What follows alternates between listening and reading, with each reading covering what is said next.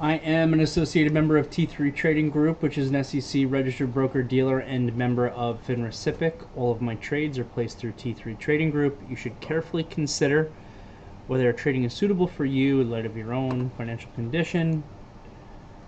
Position disclosure is unchanged. All right. Not a great close. Look at this. We actually had a rest day. We had a boring sideways inside day that was a rest day. Maybe not entirely boring, but because we had that PPI number came out a little bit hot. X food and energy came in line. Sorry. So you can see that the market really broke down here on that number initially, pre-market 830. So the big thing that I'm always paying attention to whenever we have these sort of economic numbers is to see if the market can negate it. And while the market's below that high, which is 360.50, you have to view the market as kind of guilty until it's able to prove its innocence.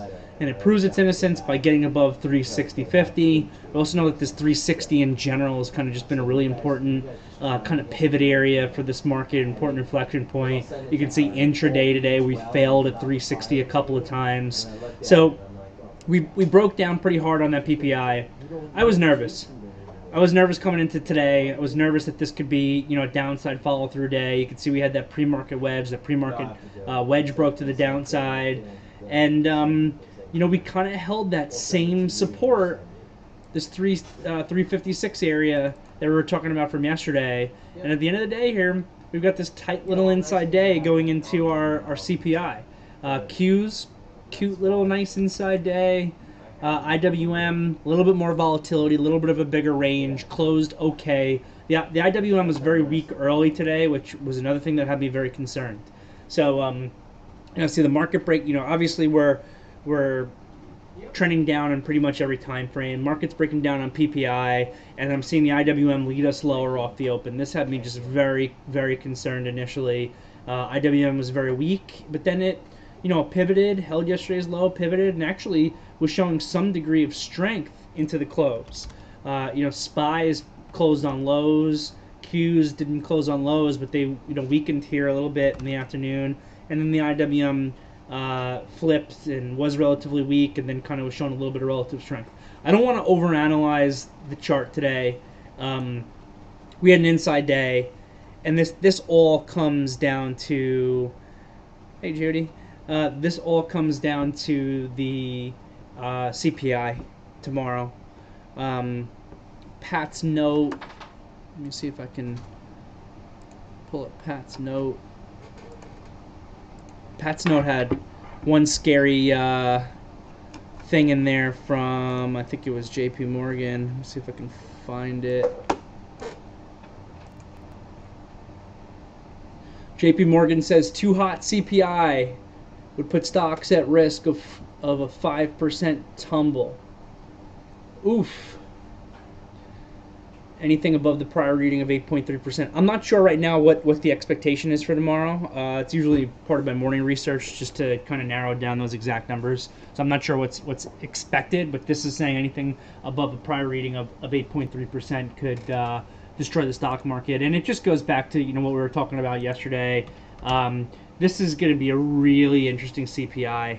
I really think that we could go both ways on this big. Seeing Mark saying at the corner of my eye that the Qs fell 5.8% on the last CPI. Yeah, so I mean we could easily just see a repeat of that tomorrow. I think that we're potentially set up for a really big move in either direction tomorrow, to be honest. And this is what I was talking about yesterday. I'll just repeat myself. I don't think anybody's long this market. People are hedged, people are short, people are in cash. I don't think anybody's long this market. In any world where we see a cooler than expected CPI, this market could explode to the upside. We could get above 370 by the end of the week, for sure, which would be a really big move. And I think that the downside is there too. That JP Morgan note that we just pulled up, or the information that Mark here is providing from the last CPI. Even with no one being long, I still think that there's a real chance that we could sell very heavy if that number comes in hot.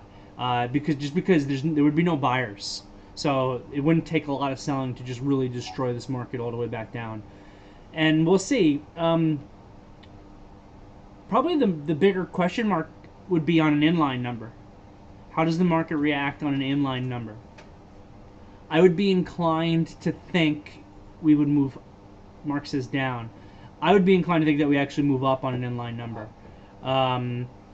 Because I think that the expectations are, everyone's just so scared about this number. No one wants to have anything, have any risk on that. I think that an inline number just gets the event out of the way. And if it's in line, then it shows somewhat that what they're doing is working. It's not continuing to rise at an exorbitant rate. I assume everybody could hear Josh through the microphone. Josh, why don't you come over and wave into the ladies and gentlemen, Josh Leffler.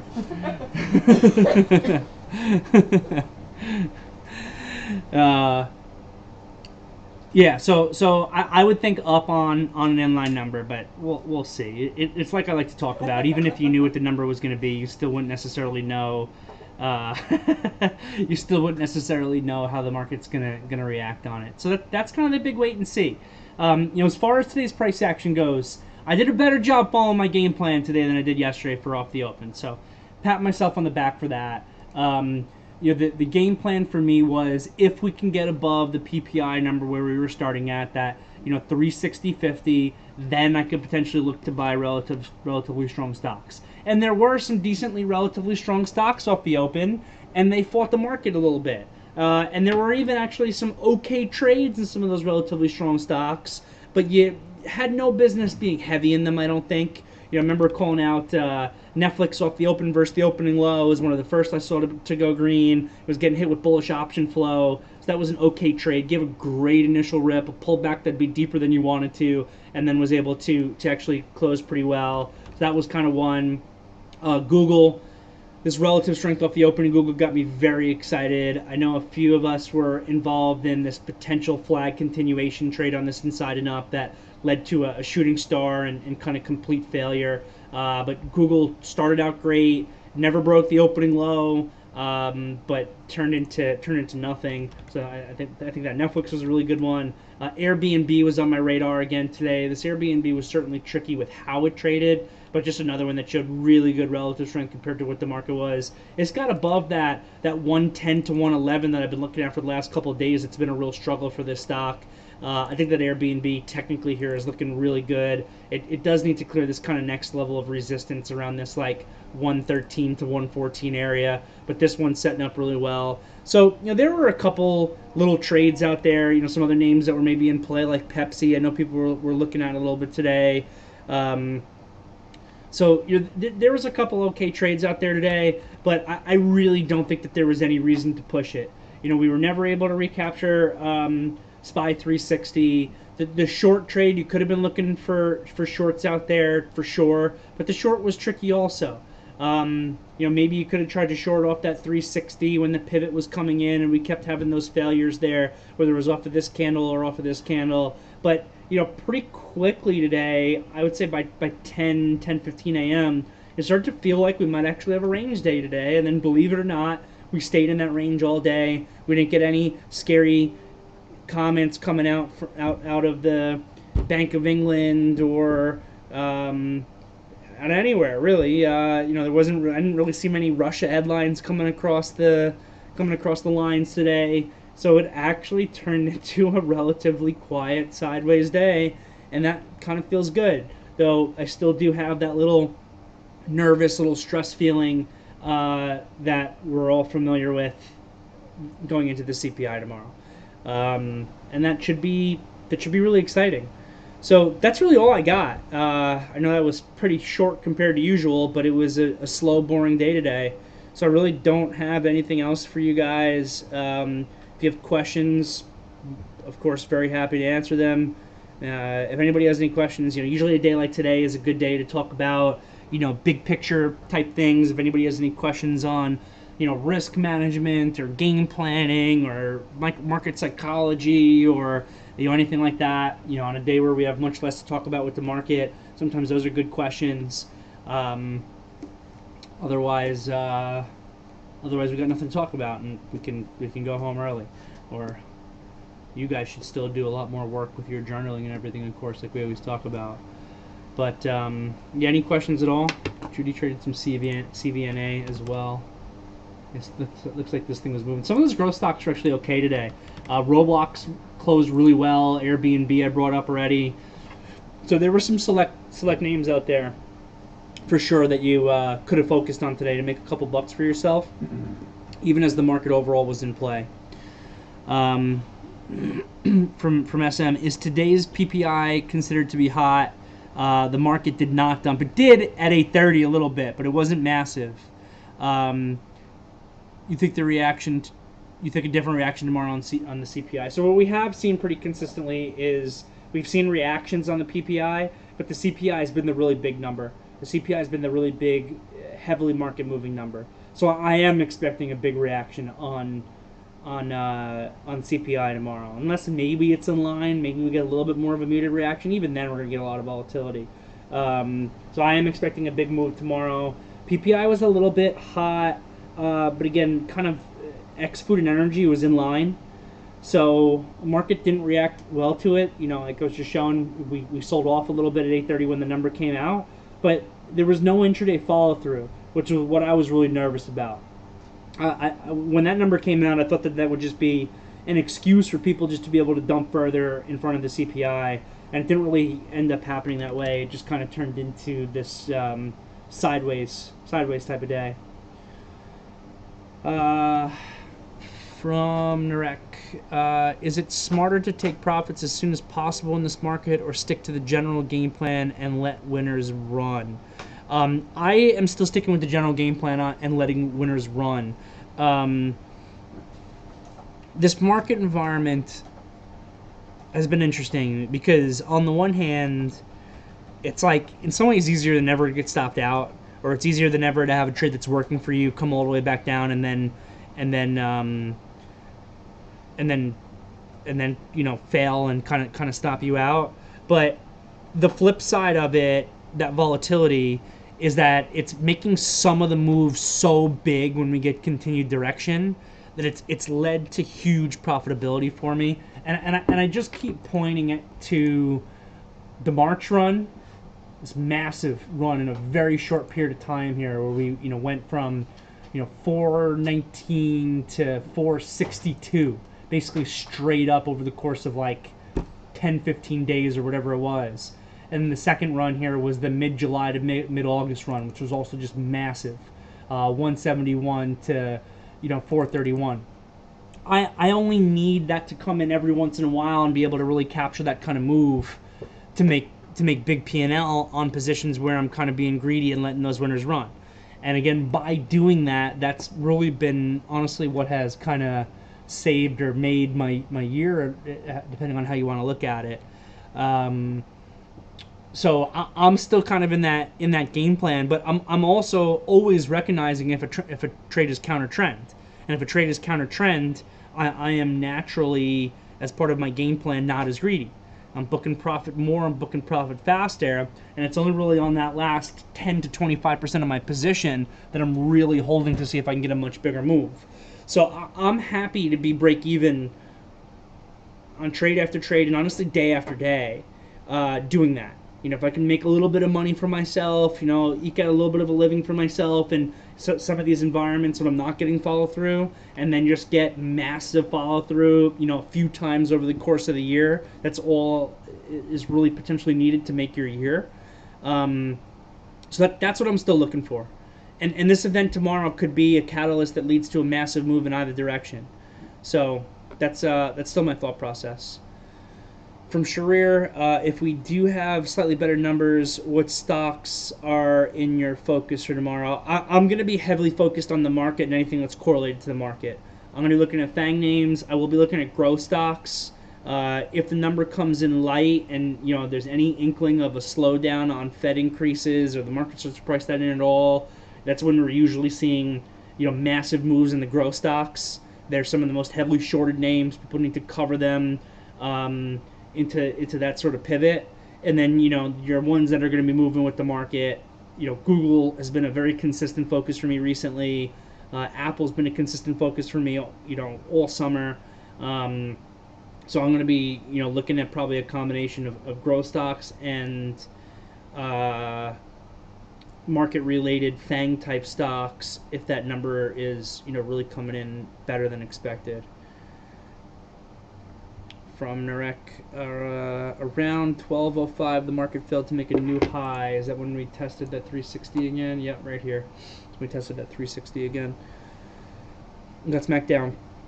But Netflix held up strong and went to new highs. I thought it was a good signal to hop on for $1 to the upside. Would you say that it would have been too risky of a trade, or is my reading correct? Sure, so I generally don't love the time of day, but I love the relative strength in the stock. Netflix was definitely one of the ones we were looking at early on today as soon as the bullish option flow was coming in, and this thing traded well, pretty much right from the start. I remember saying, as this thing was getting up to 214 or so, or even before that, I was like, I kind of want to say that you could go long Netflix versus Lowe's, but we don't have the market confirmation, so I'm very nervous to even say it. And then it, held that strength all day. So for sure, this is the right name that you're going to look at if you're taking a long. I don't love the time of day. I don't love that the market's not on your side. So I would say that this is a trade that you could certainly take. I like this little continuation hammer that kind of came in right here as something that you could go long off of versus this pivot. This is a textbook continuation execution setup for me. I would just say that you got to recognize the layers of probability that are not on your side. Again, time of day, market, things like that. And that's not your signal to not take the trade. It's your signal to just not go full out on your risk on the trade. So, yeah, for sure. Not bad. From Mark, core inflation is not quick to move. Yep, this is what I've been talking about recently also. It's probably going to be up tomorrow, and energy has been sneaking up, and food. Yeah, so we'll see how that number comes in versus expectations. The things that I've been pointing to, which I hope that the Fed is seeing, are things like, the commodity prices. That lumber, pulled back 60% off of its highs or whatever it is, because certain parts of inflation are very sticky. If you think about rent, right? Rent is, a big part of the inflation number. I forget the exact percentage of it, but that's very lagging. What ends up happening is we're raising these interest rates in such a big way that slows down the housing market, right? People right now are not rushing to go buy a new home because the prices haven't really come down yet, but the mortgage rate is at 7%. So what does that mean? If you're not rushing to go buy your new home right now, that means that you're rushing into the rental market, or you're staying in the rental market, or whatever it is. So that drags out that that part of inflation. And I think we even saw some data on that this morning when I don't think it was with the PPI. I think just in general, I think we saw some rent data, come out. And, hopefully the Fed is keeping that in mind as well, that, you don't just... And that's what I've been saying for a while, and this is the argument for the Fed to slow down, is, hey, the Fed's potentially raising to a point where they could start breaking the economy without even actually seeing the effect of the increases that they're putting in. You raise by 75 basis points. It's not like 2 days later you're seeing that in the rent numbers of inflation. No, the rent numbers of inflation, I don't know how long the lag is. Just pulling a number out of my hat right now. Whatever effects that you're making right now, considering that rent is like a secondary effect even after housing. What's that? 6 months later, 9 months later, 12 months later before it really begins to actually affect that number as well. So Sharir's saying I've heard 4 to 6 months, but I'm not sure. Yeah, so that sounds right to me. So it's not like all of a sudden you'll be able to see inflation at 2% tomorrow. It's just not going to work like that. There's aspects of inflation that are just inherently laggy and inherently very sticky. So the big thing is just going to be versus expectations tomorrow. So, and obviously I got no idea what that number's going to look like. Praying. From Joey. If we come in lower on CPI, would you jam long? Yeah. It's going to be the only issue. The only issue on doing that is it's going to be so fast. It's going to be so fast. As fast as we are on getting those numbers here into the VTF, the market's going to move so fast on that. There's not going to be a lot of liquidity. I remember being short the TQQQ going into one of those numbers. I think it was the unemployment number. I'm not sure. I think I've done it a couple times. I think one of them was on this big down day here on August 26th. I shorted right before the number came out because I was long, and I just wanted to like hedge myself out entirely. I shorted TQQQs with some size. I threw bids out, and I thought that the bids I threw out were like pretty far from the market. You know, whatever. If I shorted right before the number came out, and it was this day, August 26th, you know, I probably shorted like, I don't know, $35 or something like that. Maybe it was a different day. But if it was this day, I probably shorted like, you know, 34, like 70 or something like that. And I feel like I had bids out at like 31 or something, and like got filled on it like before I could even, like, my brain could even register, I was getting filled on those bids. So that's the problem with trying to react to this number, is that, you know, we're not algorithms, so we're always going to be a little bit slower.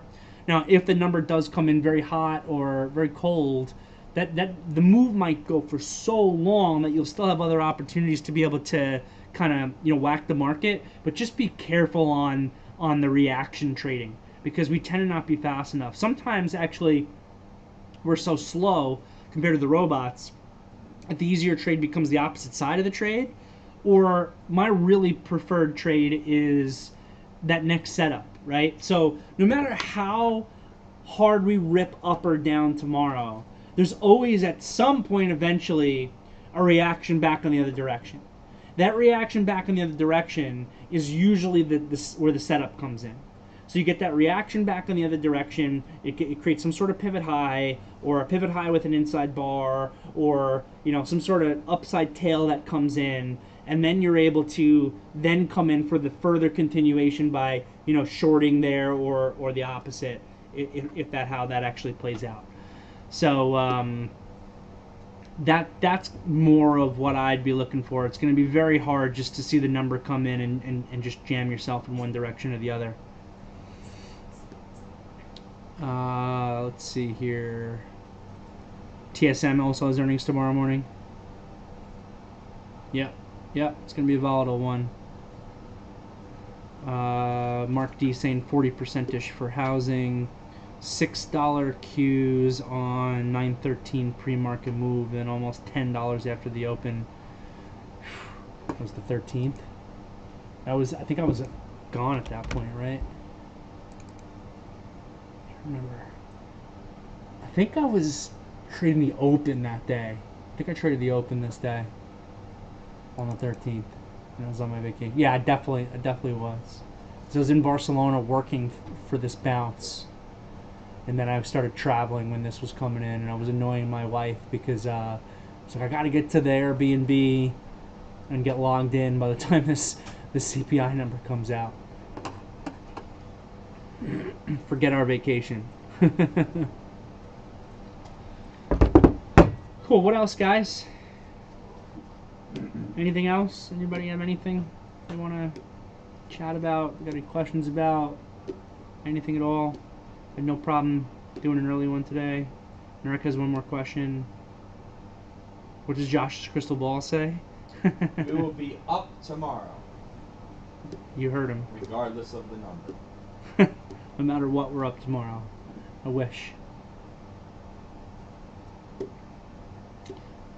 No, I mean, the ideal situation is we flush, right? Number comes in super hot, we flush, and then at a certain point, buyers step back in. They get us back to even, or they get us back to way off below. Like, a final flush would be nice on this number. I still think that the ideal situation is that the inflation number comes in light, and that we are having improvement for the world. But the second best situation on a hot number would be that somehow the market buys it up. I just don't really see that. I don't really see us buying it up if we have a bad number tomorrow. The only way that we start to get bought up is after a capitulatory event, and that capitulatory event could be us down 4 to 7%, and then we have some sort of massive capitulatory panic event, which could be a huge buying opportunity. But regardless, if there are buyers at any point tomorrow, it's a good sign for the market. If buyers step in. Whether the number's hot, cold, light, in line, whatever. If buyers can find a way to step in tomorrow and actually take a stance, it would be a good short-term indicator. From Derrick, I bought 400 shares of Netflix at 216. It broke through 216 a few times, so I always want to know what time. It's like, I love answering these trades, and no problem going over trades for traders, but always include your timestamp on that. At 9:34, off the open. Okay, nice. On the first bar here. A lot of risk. So after you got your risk covered, where should I have sold more? Okay, so you got 400 shares. I assume your risk is to lows. You took a lot of risk on this. A lot of risk. 400 shares, and correct me if I'm wrong if you weren't giving it to lows. 400 shares here, you bought 316, you're risking, $3, and you were not giving it to lows. So what we're using as a stop loss. I don't see what else you could use as a stop loss except for lows.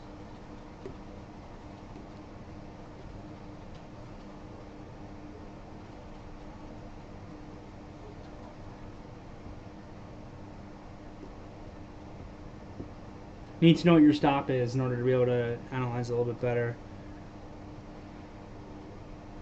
Okay, so you're just giving $1 worth of room. Yeah, I don't trade that way. I'm not going to tell anyone else to trade my way or not to trade my way. You should trade the way that what works for you. And so if doing that for momentum works for you, then stick with it. I'm a big believer in utilizing stops where I know my idea was wrong. I get very frustrated if I were to choose a random amount and then it goes down past that random amount plus an extra penny and I just chose that random amount. I really struggle to know that the idea was wrong. So, all right, but you bought 216, you're giving it to 215, so you got $1, you're risking $400. You sell 200 shares at 217, you get this insane rip up to 220, 250, and then it comes back down. And you want to know where I should sell more. And I guess you got... Oh, and this is exactly what I'm talking about, by the way. You got stopped out here at 1020 on the pullback. So this is exactly what I'm talking about. See, that stop loss at 215 is random. It's not important in the market. Stock here pulls back to 214.57 and then makes new highs in the day. Oh, you didn't get stopped out because you liquidated your entire position at 219. Okay, yeah. So again, this is just more of you're just taking more of a pure scalp type trade for momentum, and there's nothing wrong with that. I used to do more of those earlier on in my career. I do much less of them now. But even when I was doing them earlier in my career, I would only take them where the spot on the chart made sense from a risk perspective. So for me, I probably just wouldn't take the trade at all. I'd be looking at buying 216. I'd be looking that I have to give to 212, whatever, and saying, to trade this right, even as a scalp, I would have to give it $3 plus of room. So I just wouldn't take it. But if it works, do it. I never support liquidating the entire position on the way up either. But that's also part of scalping. I used to do more of that too. I used to just liquidate the entire position as it was kind of going in my favor. I want to try to hold these things for bigger moves whenever I can. Your price is 216, the stock closed at 221.50. You have a $5 profit cushion, $5.50 profit cushion. That's a big enough of a profit cushion where if 830 comes out and the number's bad and this thing's tanking, you should be able to manually hit out at 215 on the way down tomorrow and just kind of give your profits. The flip, give back some profits on 100 shares out of 400 shares. The flip side is, instead of $6.50 to the downside tomorrow morning, you're getting stopped out. You get 6.5 or more to the upside tomorrow, and now you're looking at this thing at 227, 228, working its way back up. The entire market's bouncing. Market's recapturing key levels. This daily chart, next thing you know, is retesting resistance again at 247 with some backing and filling. The 247 breakout occurs. Next thing you know, you have the stock at 280. That's what I want from my trade. if I'm involved in it, and that's why I'm not going to liquidate the position fully at 219. Now, I do support selling stock into extension. The times where I like to sell are either because it's getting very extended or because I'm getting stopped out. And this move on this Netflix here was just so massive, but that's also because it was getting hit with relative strength and bullish option flow, which are signals that it can continue, that I think it's a great idea just to book profits somewhere into the sub move. Where is going to be more subjective.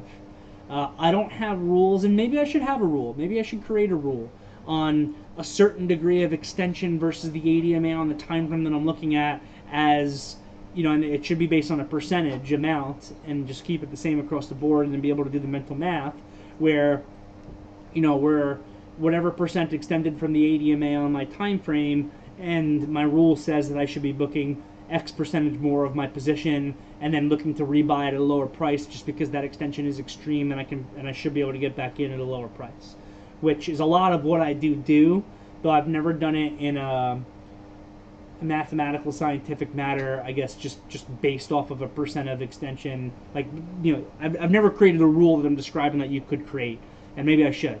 It's kind of, I'm brainstorming honestly with you guys right now as we review this. So that would be one thing that you could kind of implement. I kind of always done it more based on just the risk reward, you know, it's part of my game plan. You know, it's very extended. I'm 5-1 in the money. I'm just gonna take a little bit off, and I'll look to be able to rebuy that. And for me, it's a little bit more subjective on, wow, this looks very extended for this time of the day, so I'm gonna be booking some extra profit here, which maybe is not really the right way to do it. But I wouldn't have gotten out of the position entirely. So that's that.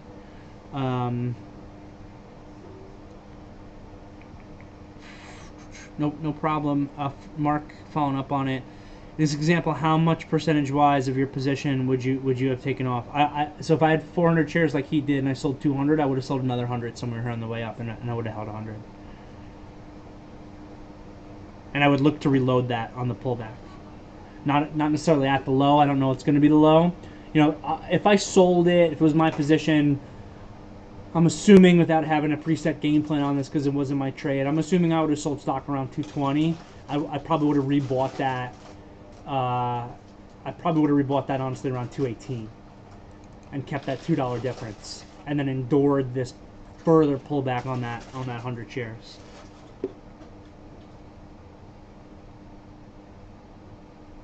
And then sometimes it depends on my tier size too. You know, we're talking about his position that had 400 shares. If I have even more, then, you know, it might be more sales done more incrementally on the way up, and then more buys done more incrementally on the way down.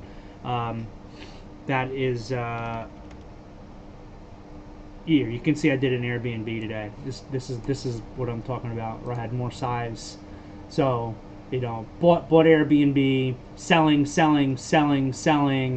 and then you know, kind of rebuying the stock back, and then selling, and then selling, and then selling, and you can even see here how precise my game plans are, because what you can see here is it's almost like levels, right? Where I bought here and sold, but now this rebuy here is at the same price in which I sold, but I'm rebuying this stock.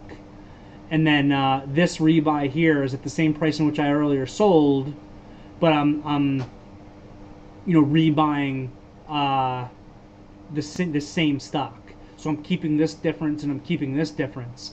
And then when it comes back up, look, once again, you know, same exact price. Same exact price that I sold this stock, you know, which then becomes this stock when I'm selling, but also had rebought of this stock. And then you can see here, I'm selling this stock at the same price level that I had rebought at this. So once again, just kind of keeping those price differentials. And then there's, you know, my kind of next levels on the way up. Whoops, I just, where'd you guys go? There you are.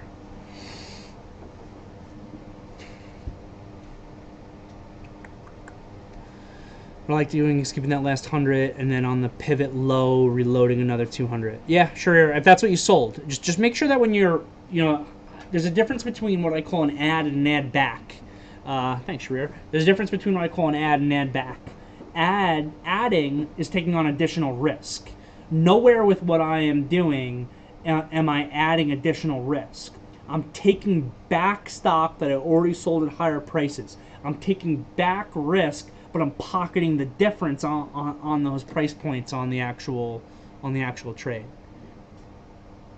From Ahmed, if you were to take that trade, how would you have executed if your plan were to buy it today? I assume you're referring to Netflix again. So, I mean, I called out the buy in Netflix at like 214, and I called it out nervously, right? I said I'm nervous about it, right? I'm nervous about it because the market's not confirming, and that was my problem yesterday. I jumped the gun on the market, and I got myself in some trouble in the beginning of the day because I jumped the gun on the market. I was not going to repeat that mistake twice. At the same time, loving that Netflix went green. Bullish option flow is hitting for Netflix. I consider it to be an extra layer of probability on the side of the trade. There's good relative strength. There's a lot of things to like here. So when I called the trade out, it was probably like 214, a little bit above 214. So that's where I would have bought. I didn't take the trade. That's where I would have bought, and I would have been long versus the low. So that would be my risk on it. So I'd be risking, let's just call it $1.50, probably something like that. So that I'd be booking, profit at 1-to-1, and then I probably would sell some into the extension and kind of buy back. Very similar to what I was just describing. So this trade here, though, that off the open trade, is not my favorite kind of trade. My favorite kind of trade is when you're breaking real daily levels.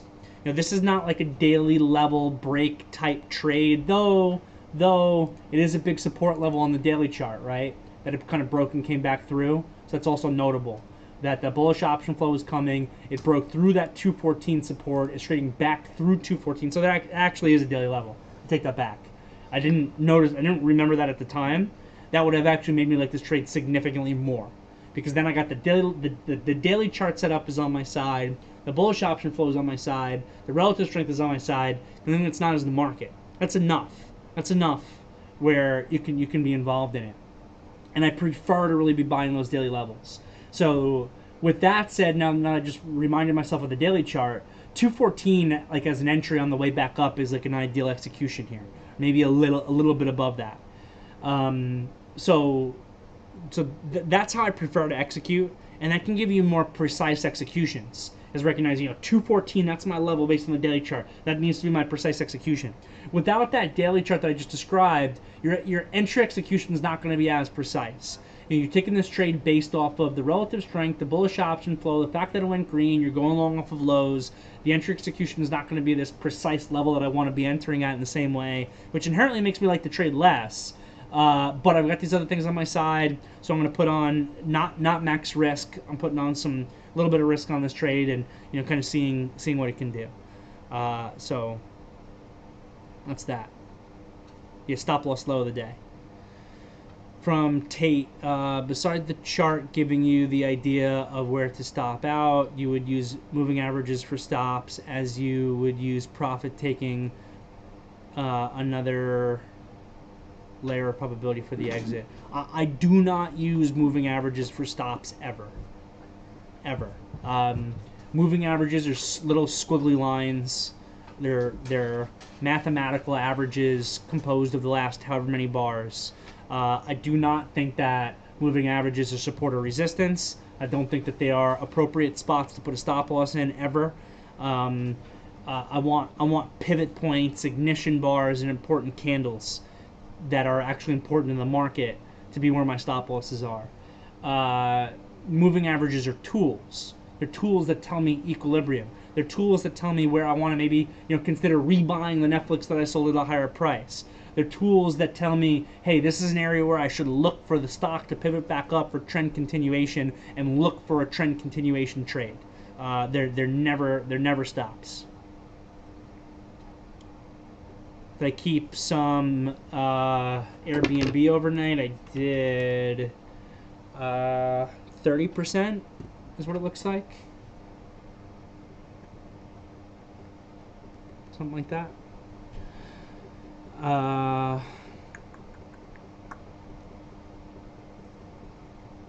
From Ahmed, if I take 1.5% risk $1.50 risk. I'm locked out in 2 trades. Yeah. So then $1.50 risk isn't appropriate for you, and you shouldn't be really probably looking at the expensive stocks as much.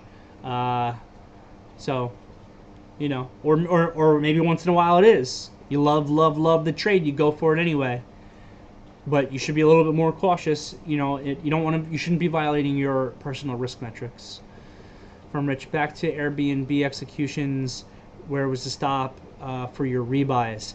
The original stop. I'm using the original stop. So that's what I was saying before. I'm taking the risk back.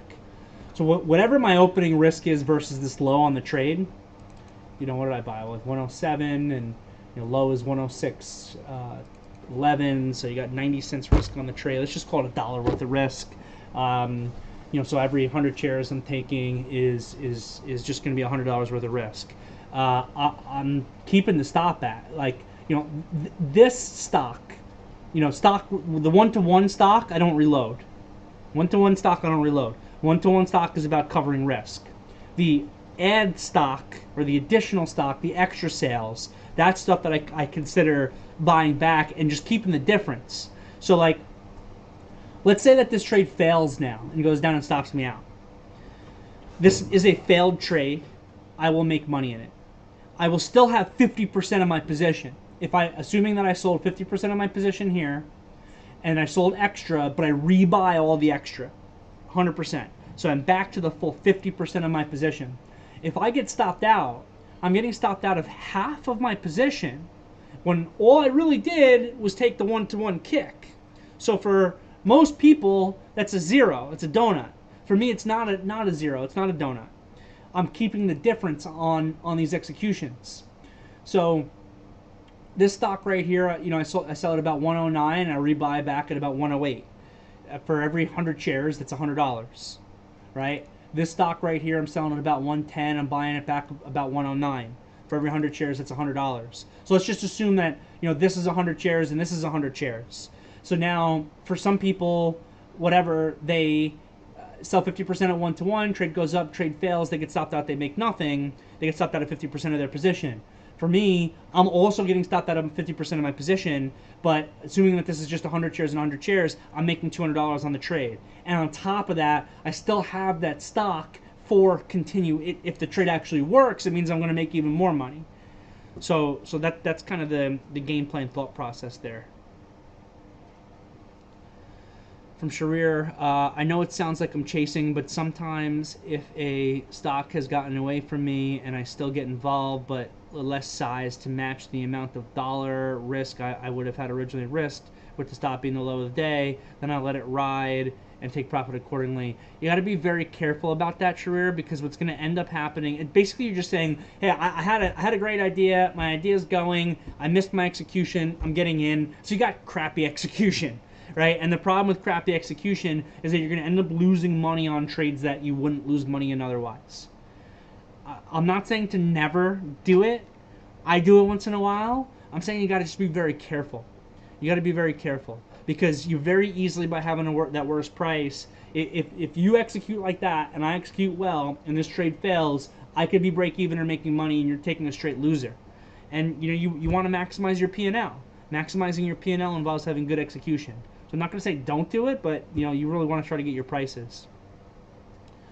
I think it's really helpful to see your buys and sells on your best worst trades periodically. Yeah, I throw it up once in a while and to talk through your game plan and trade management for that trade, why you sold, yeah, for sure. No problem doing that once in a while. Yes, Rich, that's a very key point. I'm not adding risk. I'm never this trade for me. As soon as this thing went to 108, I should never be able to lose money on it. Ever, no matter what I do next. Whether I don't sell anything, I sell some, I buy some. No matter what happens, there should be no way in which I can lose money. Bill Jones, you want to say hello to everybody? Yeah, everybody knows you as the man behind ladies and gentlemen, William Jones here. You can see yourself down there. Hello. A lot of you guys have had the pleasure of working with him during your onboarding process. Good luck, Billy. See you in a couple weeks. We're having a lot of celebrity appearances in today's afternoon meeting. Adderall shortage is expected to continue into March. That's a great headline. Thank you. I worked it poorly. Outside variables other than the basics you mentioned. Yeah, that's pretty much it. Cool. All right, gang. I'm gonna wrap it up here. Good stuff today. Great questions. Always bring these questions to the afternoon meeting. You know, this is where we make progress as a team. Don't be shy. A lot of you guys are shy. I'm looking at you in the eyes. You shy people. A lot of you guys are shy. Don't be afraid to ask questions. This is how we all improve. Have a great night, everybody.